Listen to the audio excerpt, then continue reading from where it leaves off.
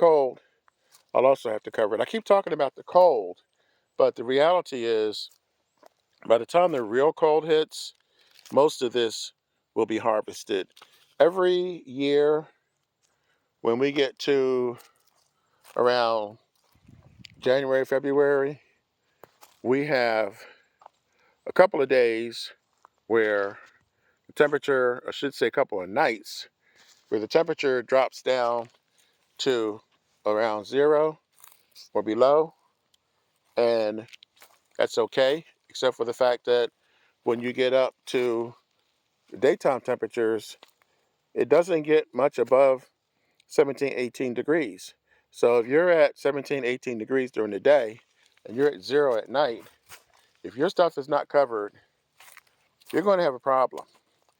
This is the rest of the polycarbonate. I have another, looks like 4 sheets there, and that's going to be more than enough to cover this. So this will be covered, this will be covered, and taking us back over to where we started. And this was an old tablecloth. Well, it was a new one. I purchased it. I got it for about $5, and I used that as the original barrier in my original mini greenhouse. So it's still getting some usage. So you see, we're back to where we started, and there's quite a bit. There's a lot going on. It took me a while to get all this stuff planted, but here we are.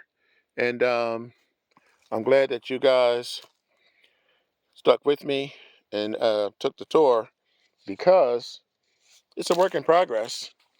And in about a week or so, I'm going to give you an update video, because there's still a few things that I need to get done.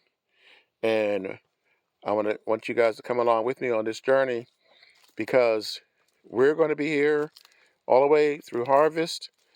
And there's still a few things that I'm working on. Like I said, over here, there's still things that I'm trying to get together. I am planting black-eyed peas, which I started to do earlier this year. But again, the heat got me, so that didn't work out. These are purple radishes. This is the garlic I showed you earlier, but this is not elephant garlic. This is regular garlic. These are black-eyed peas. These are black-eyed peas. There is so much going on. I hope you guys stick with me through this fall, through this winter. And I hope that you've subscribed. If not, please take a second right now and hit that subscribe button. Let me know where you are. Let me know where you're gardening from, which part of the U.S. or anywhere in the world. I appreciate your time. I appreciate your, basically, your support. And I'll catch you in the next video in a couple of days.